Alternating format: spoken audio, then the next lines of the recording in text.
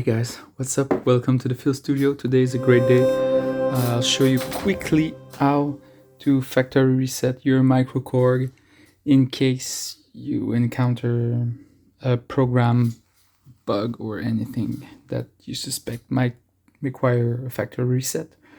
First of all, you start with the Korg turned off, you power it on, and while it's on, you will hold Shift and program 7.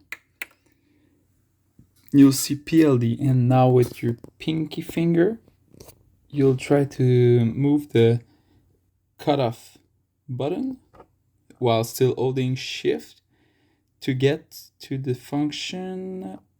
Yeah, exactly. You turn it until the cutoff function until you reach PRJ or PR9, which is the factory reset, and then as soon as you push the 7, it'll start the factory reset process.